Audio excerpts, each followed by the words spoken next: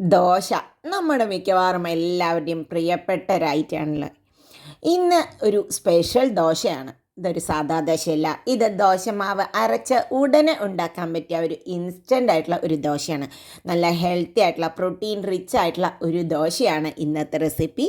കുട്ടികൾക്കും വലിയവർക്കൊക്കെ ഒരുപോലെ ഇഷ്ടപ്പെടും. കുറച്ച് ക്രിസ്പി എന്നാൽ നല്ല ഹെൽത്തിയുമായിട്ടുള്ള ദോശ.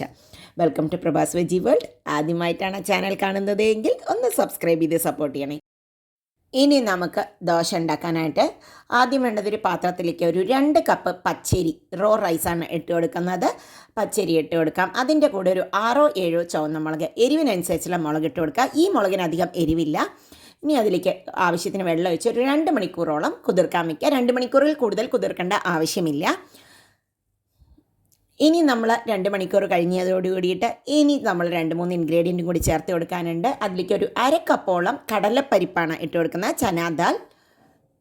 പിന്നെ ഒരു 1/4 കപ്പോളം നമ്മുടെ ഉഴുന്നുപരിപ്പും കൂടി ഇട്ട് കൊടുത്ത് ഒരു 10 മിനിറ്റ് അടച്ച് വയ്ക്കുക. 10 മിനിറ്റിൽ കൂടുതൽ അടച്ച് വയ്ക്കേണ്ട ആവശ്യമില്ല. 10 മിനിറ്റ് കഴിഞ്ഞപ്പോൾ ഇതാ കഴുകി എടുത്ത് വന്നിട്ടുണ്ട്. മിക്സ്ഡ് ബ്ലെൻഡറിലേക്ക് നമുക്ക് ഇതിട്ട് കൊടുക്കാം. ഇനി ഇത് അരച്ച് എടുക്കേണ്ടത് എങ്ങനെയാണെന്ന് പറഞ്ഞു കഴിഞ്ഞാൽ ഫുള്ളായിട്ട് നൈസായി അരയേണ്ട ആവശ്യമില്ല. കുറച്ച് തരിയോടുകൂടി അരച്ചെടുക്കുക. ഇനി ഇതിലേക്ക് 1 ടീസ്പൂണോളം കുരുമുളകും 1 ടീസ്പൂൺ നല്ല ജീരകവും ഇട്ട് കൊടുക്കാം. അതുപോലെ തന്നെ നമുക്ക് ഇട്ട് കൊടുക്കുന്നത് 1 ടീസ്പൂണോളം കായപ്പൊടി ഇട്ട് കൊടുത്ത് ആവശ്യത്തിന് ഉപ്പ് ഇട്ടിട്ട് ഒന്ന് അരച്ചെടുക്കാം. ഇത് ഫുള്ളായിട്ട് ഒരു ട്രിപ്പിൽ അരച്ചെടുക്കരുത്. കുറച്ച് അരി മാറ്റി വയ്ക്കുക. ഇതാ അരച്ചെടുത്ത് വന്നിട്ടുണ്ട്. അതിനിതാ ഞാൻ കണ്ടോ വെള്ളത്തോടു കൂടിയാണ് അരച്ചെടുത്തിരിക്കുന്നത്. ഇനി അതിലേക്ക് ബാക്കി അരി ഇട്ട് കൊടുക്കാം. നമുക്ക് കുറച്ച് വെള്ളവും കൂടി ഒഴിച്ച് കൊടുത്ത് ഇനി നമുക്കിതിലേക്ക് നല്ല ഫ്ലേവർ കൊടുക്കാനായിട്ട് കുറച്ച് കരിവേപ്പിൻ്റെ ഇലയും കൂടി ഇട്ട് കൊടുക്കാം. ഒരു 1/2 കപ്പ് തേങ്ങ ചിരകിയതും കൂടി ഇട്ട് കൊടുക്കുന്നുണ്ട്. ഒരു സവാളയും കൂടി ഇട്ട് കൊടുക്കാം. ഒരു മീഡിയം സൈസുള്ള സവാളയാണ് ഇട്ട് കൊടുക്കുന്നത്. ചെറിയ ഉള്ളിയാണെങ്കിൽ ഒരു 10 എണ്ണം ഇട്ട് കൊടുക്കാം. എന്നിട്ട് ഇതിനെ കോസായിട്ട് കേട്ടോ തരിയോടുകൂടി തന്നെ അരച്ചെടുക്കുക.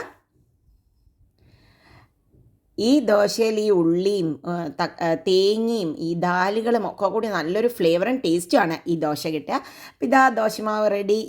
ഇനി ഇതാ കല്ല് വെച്ചിട്ടുണ്ട്. കല്ല് നന്നായി ഒന്ന് ചൂടാകുമ്പോൾ നമുക്കൊന്ന് വെള്ളം ഒന്ന് തളിച്ച് കൊടുത്തതിന് ശേഷം ഒന്ന് തുടച്ചിട്ട് ദോശ പരത്തി കൊടുക്കുക. അപ്പം നല്ല ഒട്ടും അടിയിലൊന്നും പിടിക്കാതെ നല്ല അടിപൊളിയായിട്ട് ദോശ ഇതേപോലെ ഇങ്ങോട്ട് പരത്തിയെടുക്കാൻ കിട്ടും.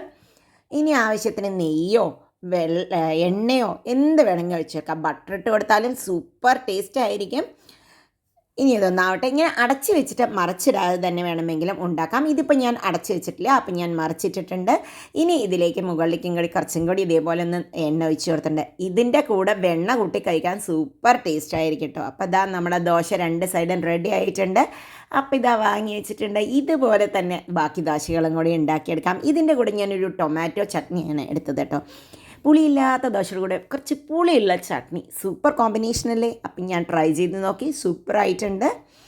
അപ്പോൾ എല്ലാവരും ഒന്ന് ട്രൈ ചെയ്ത് നോക്കി അഭിപ്രായങ്ങളൊക്കെ പറയുമല്ലോ. നല്ല ഹെൽത്തി ആയിട്ടുള്ള ടേസ്റ്റി ആയിട്ടുള്ള ഒരു ദോശ.